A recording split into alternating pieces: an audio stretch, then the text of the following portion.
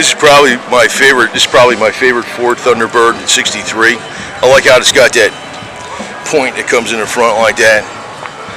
You know, it's always got the hood up. You can't notice the body style as much. It's got the 390 in it. Very complicated under the hood for '63. Very much. Very busy under the hood for '63. That looks like a late model AC compressor though, and it's got the power hardtop, which I remember way back in the day under the body shop we had one of these back in the '70s, and we're trying to figure it out, man. It was like, oh.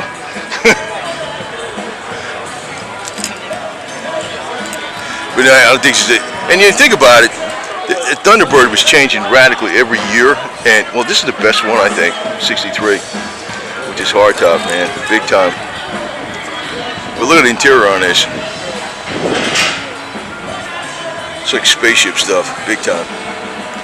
Gauges are all like in their independent pods. Even it touches on the gas pedal and the brake pedal. The theme is carried all the way through. Notice how the dash integrates into the door. And I love the side vent mirrors, the vent windows. Bean counters start taking them away later. And you got your wire wheels. These are true wire wheels, not hubcaps. Those are true wire wheels. You notice how they grab the door handle. It's integrated into the trim. So it's like you don't even notice it's a door handle, it's just a button. You know?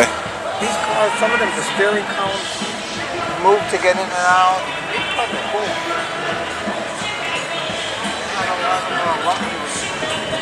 The back of it looked like a rocket ship. When that lid's closed, it looks like, I mean, even if you're going 10 miles an hour, it looks like you're going to rocket. But the thing moves with a 390.